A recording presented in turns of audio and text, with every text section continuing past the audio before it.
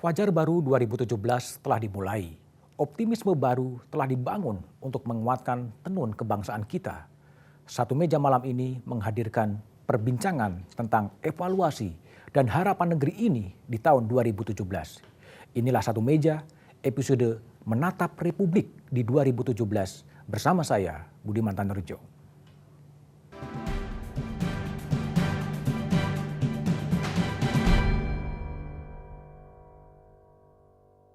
Berdasarkan pertimbangan tersebut, hari ini saya dan Wakil Presiden memutuskan melakukan perubahan kabinet kerja yang kedua.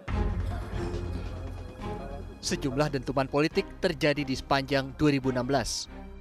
Mulai gaduh menteri, perombakan kabinet, akhir kasus Papa minta saham, sampai riuh jelang pilkada serentak. Aksi massa besar pada 4 November dan 2 Desember yang menuntut penyelesaian kasus Ahok juga memicu panas suhu politik. Sejumlah partai politik juga mengalami pasang surut konflik.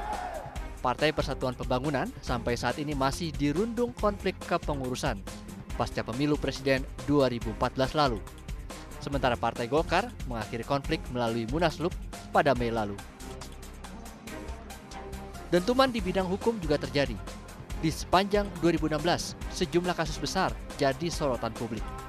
Ketua Dewan Perwakilan Daerah DPD Irman Gusman dicokok KPK karena kasus pengaturan kuota gula impor. Sementara anggota Komisi 3 DPR, Iputu Sudiartana, menambah jumlah anggota parlemen yang ditangkap KPK. Iputu Sudiartana ditangkap karena terlibat proyek infrastruktur.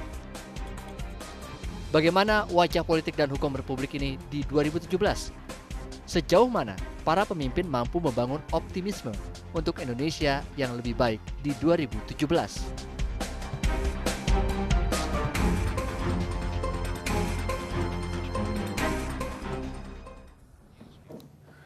Menatap Republik 2017 adalah edisi perdana Satu Meja di tahun 2017.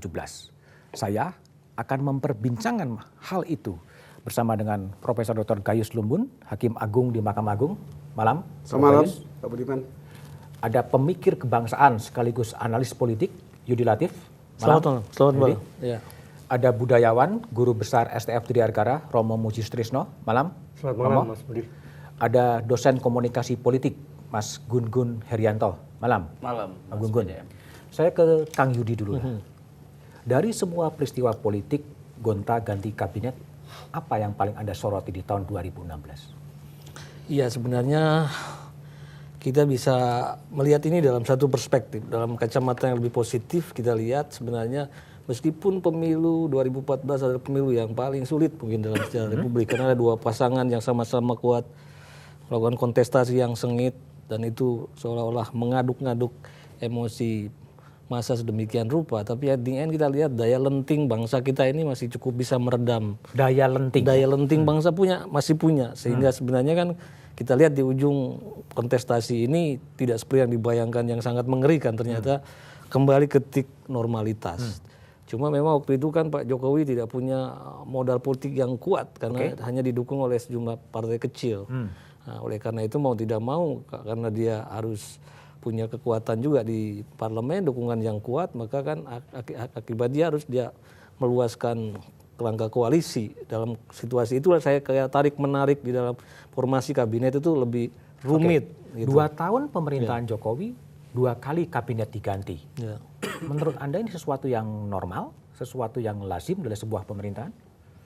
Ya, ini ya dikatakan lazim, ya ini memang barangkali bisa diperdebatkan ya lazim atau tidak lazim. Tapi ini mendeskripsikan, menggambarkan betapa susahnya seorang presiden harus mengakomodasi sekian banyak kepentingan. Karena bagaimanapun juga kontestasi presiden ini sesuatu yang memerlukan banyak dukungan, banyak sumber daya, jadi banyak sekali yang harus diakomodasi. Dan di dalam mencari titik keseimbangan itu tidak selalu mudah. Akhirnya kan kita lihat dalam realitasnya seringkali kontestasi internal di dalam kabinet terjadi, dan kadang-kadang ini eksplosif, visible, bisa dilihat di luar, di mana antar menteri bisa saling punya beda pendapat, saling menyerang di ruang publik. Inilah yang saya kira Pak Jokowi mencoba melihat bagaimana di satu sisi dia bisa mengakomodasi berbagai kepentingan, di sisi lain Dia juga ingin meredam supaya kontestasi internal di dalam berbagai kepentingan ini tidak sampai itu meluber keluar dan dipandang sebagai titik lemah dari pemerintahan ini karena tidak bisa mengkonsolidasikan secara internal kekuatan pemerintahan. Oke, Romo Muji, dari sisi budaya, kegaduhan kadang-kadang muncul dan diproduksi di dalam istana sendiri sebetulnya. Kalau dalam perspektif Anda, kenapa kegaduhan itu kemudian muncul dan diakhiri oleh Presiden dengan mengganti kabinetnya?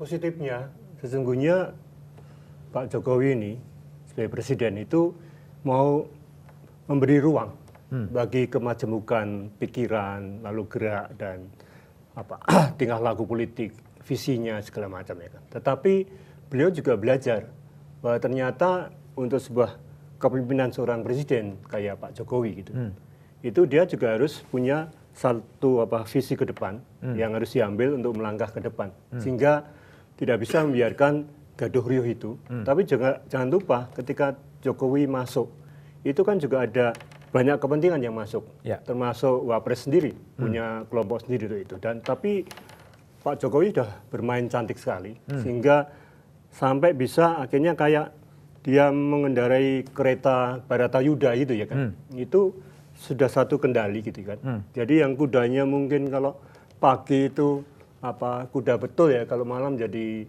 malaikat atau setan gitu ya kan, atau yang lain itu bisa dikendalikan dengan bagus. Itu kelihatan dengan cara bagaimana dia mengakomodasi kalau ada pusat-pusat yang mau merebut, katakan menduduki lebih nomor 1 untuk mengganti untuk wilayah presiden, itu sudah bisa ditanggulangi oleh yang lain itu. Oke, saya ke Mas Gun-Gun lah. Kalau melihat dalam kasus Pak Jonan, ya, kemudian di reshuffle jadi menteri, kemudian ditarik lagi masuk jadi menteri, seakan-akan ada exercise of power yang dilakukan oleh Presiden. Kalau Anda melihatnya seperti apa sebetulnya? Saya melihat begini, ada dua hal. Pertama itu soal pola yang berubah. Jadi kalau era-era sebelumnya lebih banyak kan pola linear karena sangat personal sentris dalam perumusan terutama orang-orang yang masuk dalam kabinet. Contoh misalnya zaman SBY, sangat kuat posisi Pak SBY. Tetapi pada saat posisi Pak Jokowi itu agak sedikit berubah. Model-modelnya ada model resiprokal, timbal balik. Termasuk aktor yang kemudian mendistribusikan dan mengalokasikan orang itu jumlahnya banyak. Dan di situ menurut saya politik konsensus berlangsung. Nah, ada beberapa hal yang kita bisa amati, yaitu misalnya pergantian reshuffle di jilid 1 dan di jilid 2 kan dimensinya cukup berbeda. Saya melihat di jilid 1 sangat kuat sekali penetrasi beragam kekuatan politik yang ingin masuk dalam struktur kekuasaan. Di jilid kedua saya lihat mulai Pak Jokowi menemukan titik keseimbangan politik. Pola resiprokalnya tetap. Dan saya melihat di situ ada satu posisi yang memungkinkan kemudian Pak Jokowi mulai menemukan ritme dalam kekuasaannya, atau kita bisa sebut titik keseimbangan politiknya mulai membentuk. Tetapi ada konsekuensi seperti Kang Yudi tadi juga kasih catatan, bahwa di situ kemudian semakin banyak juga kepentingan-kepentingan yang harus kemudian juga dipertimbangkan oleh Jokowi. Karena semua orang yang mau masuk ke dalam kekuasaan pasti juga punya kepentingannya kan. Artinya Anda mau mengatakan keseimbangan baru itu berarti ke depan 2017 akan lebih stabil, akan lebih solid dan tidak muncul kegaduhan-kegaduhan? Saya melihat ini konsekuensi juga Mas BDM, karena kita ini kan multi partai ekstrim, ya lebih dari 5 partai, dan proses memang kesulitan siapapun presiden di Republik ini adalah akomodasi kekuasaan. Salah satunya adalah dalam postur kabinet. Pak Jokowi kan di awal menginginkan kabinet yang sangat ramping, tetapi setelah kemudian berjalan itu yang menjadi kendala. Kenapa? Karena salah satu yang kemudian jadi problem pada saat misalnya kabinet itu kemudian harus mengakomodasi juga banyak kepentingan. Kalau bicara titik keseimbangan politik, ya saya setuju Mas BDM bahwa semakin mencapai titik keseimbangan politik, tetapi kemudian juga harus dimaknai lebih kritis. Karena apa? Ada konsekuensi logis dari akomodasi politik itu, yakni political interest yang sangat kuat yang bisa kemudian justru mendrive presiden ke arah yang sebenarnya tidak dikehendaki oleh publik. Gitu. Oke, saya ke Prof. Gayus lah. Meskipun Prof. Gayus adalah dari kekuasaan yudikatif ya, seorang hakim agung. Kalau Anda lihat apa yang terjadi di wilayah eksekutif seperti apa soal kepemimpinan presiden mengganti menteri dan kemudian yang sudah dipecat kemudian ditarik lagi sebenarnya? Saya kalau harus mengatakan apa yang akan dibahas sebagai evaluasi dan proyeksi ke depan mengenai negara yang dalam keadaan seperti sekarang ini, maka saya ingin meminjam pemikiran dari George Jelinek, filsuf Jerman 1851. Itu mempunyai teori yang dapat kita pahami dan kita potret keadaan kita sekarang ini. Dia mengatakan bahwa negara itu seperti benda abstrak yang statum organum, tidak punya kehendak, tidak punya kekuatan apapun kecuali negara ini digerakkan oleh kekuasaan yang ada di dalam negara itu. Di negara kita ada 3 kekuasaan, eksekutif, yudikatif, dan legislatif. Maka kalau ketiganya ini berjalan dalam satu poros yang baik, negara akan lancar sekali dalam menjalankan roda pemerintahan, roda politik, dan roda sosialnya. 2016 sudah lancar atau bagaimana dengan 2017? Tapi jawabannya setelah jeda berikut ini.